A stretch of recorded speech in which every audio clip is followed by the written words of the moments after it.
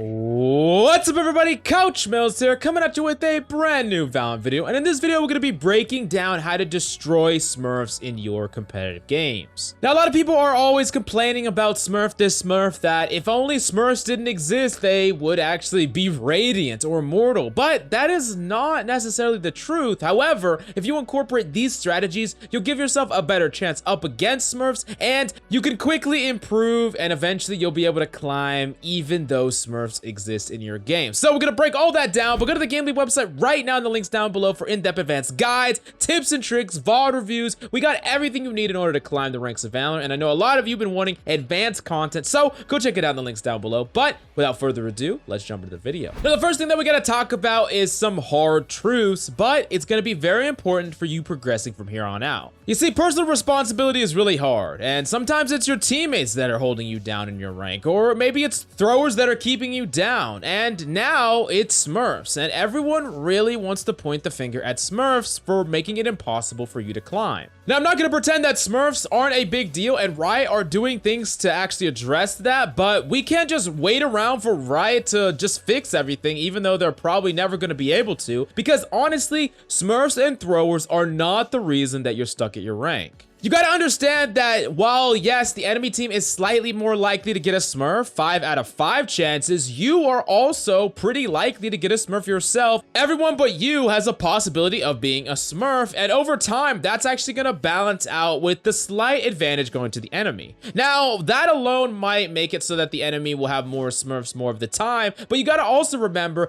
that the enemy team has a higher chance of getting a thrower because you yourself will never throw. So that really balances out to something that is really within the realm of your individual impact, but over the long term. Maybe in isolation, you play 3 games and you lose 3 of them to enemy Smurfs. Yes, that can happen. Probability can really be against you those 3 games, but it's not an accurate sample size of what the ranked experience is gonna be, and just because you get unlucky over a certain amount of games doesn't mean it's reflective over the entire course of your ranked experience. But if you only play 3 games, lose them due to Smurfs, and then quit, yeah, that's the end of your ranked experience. Now, the next big takeaway that you really need to understand is most Smurfs are not Wardell. And what I mean by that is, yes, you watch Wardell stream all the time, and he's always smurfing, getting a new account, smurfing in Plag, going to Diamond very easily, and just bursting through all the ranks. And a lot of people assume that if they're in Gold and they're in Platinum, or whatever the case may be, and someone on the enemy team is just rolling them, that person is obviously a radiant top 100 player, and that's why they're losing. The real takeaway that you need to understand is that, one, a lot of Smurfs do not come from many higher ranks than you are. A lot of times they will actually quickly move out of the ranks they really don't belong in, and they will actually slightly struggle with a pretty high run rate in the ranks that are directly underneath their main, which is what most Smurfs are going to actually be, people that are only smurfing 1 or 2 ranks lower than their main. Now, what this really means for you is that Smurfs can lose, especially when they're not those god radiant top 10 Smurfs, which statistically is very unlikely. They can definitely lose. If you go above and beyond and use some of the tips that I'm going to incorporate after this, you can really win up against these semi-Smurfs or these slight Smurfs, which is going to be the bulk of all Smurfs. Now, the first thing that you need to actually do if you want to start abusing Smurfs is abuse their Boosties. We talked about how Smurfs rank really quickly if they don't belong into the rank they are, but the times where they are not ranking up incredibly quickly typically is because they have someone that they're trying to boost. Like they're playing with a group of friends,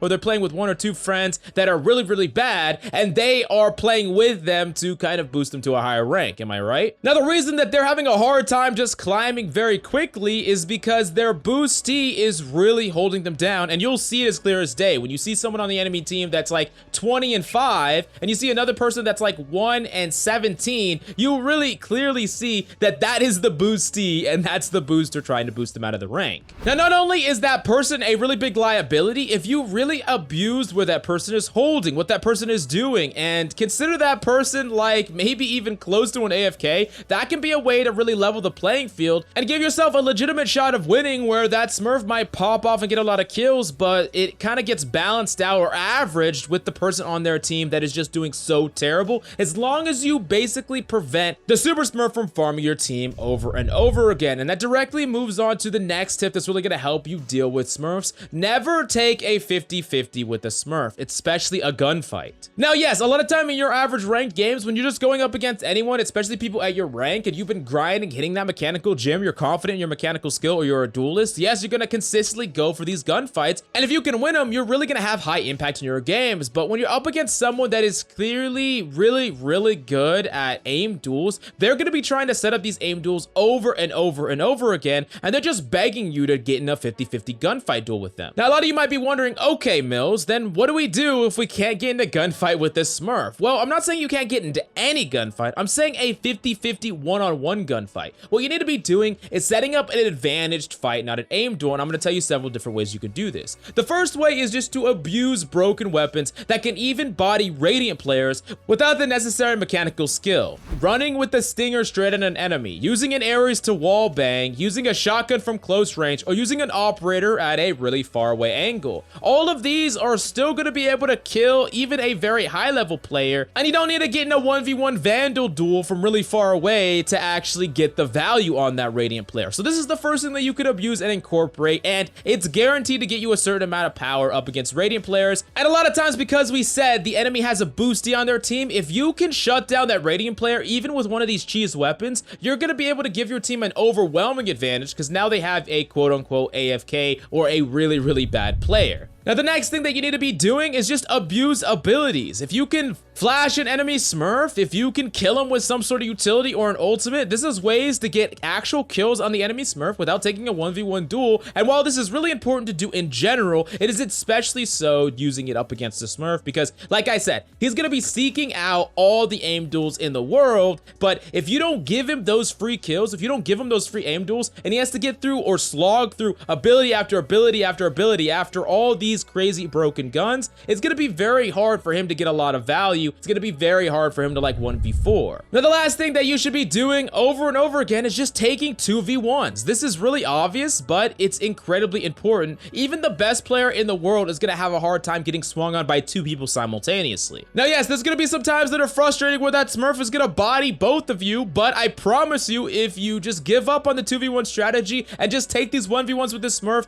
you're doing exactly what he wants. He's going to take those 1v1s all day, and it's going to be just impossible for you to win from there. Now, the fifth thing that you really need to do in your ranked games that's very important is you need to see it as a chance to go above and beyond. We already identified how smurfs are sometimes only one or two, actually the majority of time, they're only one or two ranks above your rank, so it's a chance to prove yourself. Now that you're mentally not assuming that that enemy smurf is automatically like a Radiant that you could never compete with, just put it in your mind that you have a chance if you just go above and beyond and you play the best game of your life right now. In your mind, you really do believe that these smurfs and these throwers are really holding you back, but now's your time to prove that you actually deserve the upper rank, because here's the thing. Maybe that person's struggling with their boosty plus them, and they're having like an above average win rate, but not an amazing win rate because they are really boosting someone way out of the rank they deserve. But if you all of a sudden are playing a rank above what you should be playing, now it's an unfair advantage in your team, and really you could be the deciding factor that makes it so that smurf actually loses, which happens again and again. All you have to do is really dig deep and go above and beyond. Now, on top of that, look at these smurfs and really notice how they're playing and what they're doing. Notice what abilities they use when they're aggressive. Try to learn from them, and why is what they're doing working so well? Are they just running it really aggressively and flashing and catching you out because you're not positioning correctly? Are they just taking aim duels over and over again? Or do they have a large amount of fundamental understanding on the character they're playing? A lot of times you really see smurfs play characters that they're not that used to, and they really are relying on that gunplay a lot. And the step number 4, when I talked about don't take 50-50s with smurfs, that's going to really help you in that regard, but also use going up against smurfs as a learning opportunity to make yourself better. Now, the 6th big thing that you really need to understand is you can't win them all, and that's okay. Now, I know this video title is how to win against smurfs every time, but realistically, you know that you can't win against anyone every single time. There's always going to be some percent of the time that you lose, and every once in a while, you really are going to go up against those Wardells or those 10s that are actually smurfing, and they're just going to farm you, and there's not going to be that much that you feel like you can do. Now, that doesn't mean you give up, because one thing about the competitive queue in general is your actual performance and how many rounds you win are really going to dictate how much you lose by. So even if you can't win the game that's outside of your reach, make it your goal to take as many rounds as possible. Fight for a lesser loss so you're not getting those greatly decreases, and then eventually when you either have a smurf on your side, or the enemy has a thrower, or the enemy is just, you know, not very good and they don't have a smurf, you can gain back and then some. And as long as you stave off a couple of those rounds, you're not gonna derank, you're not gonna lose a whole bunch of MMR, and you're gonna be able to easily get that back. But if you give up, it's never gonna happen. Now, the last big takeaway that you really need to understand is go again. Yes, I know, you play a couple of games and you have a smurf on the enemy team, it can be incredibly tilting, but if you can control that tilt, rein it in, and just play enough games, I promise you the odds will flip in your favor. There will be some games where you just feel like you just can't lose them because your team is just so much better than the enemy, and then there's gonna be some games where your individual impact is really what's gonna matter, and it's gonna be the turning point. However, if you allow the tilt of these games that are really outside of your control to affect the games that are inside of your control, you could mess up that win rate and then just go on a giant lose streak where if you had a clean mind, you accepted that not every single game was winnable, you would actually be able to easily win those games with a cool, calm head. So definitely keep that all in mind. You incorporate all these things, this is going to give you the best chance to actually consistently either beat Smurfs, learn from Smurfs, and give you the best time in rank that you possibly can have. But if you need more in-depth tips, go to the Game Leap website right now in the links down below for in-depth VOD reviews, advanced tips and tricks, and soon you'll easily be able to click every Smurf's heads, take their rank, and, you know, send them all the way down to gold. And that sounds pretty good, right? So go check it out in the links down below. But I hope you enjoyed the video. That's all I got for you today. Any questions, leave them in the comments down below. I'm Coach Mills, and see you next time.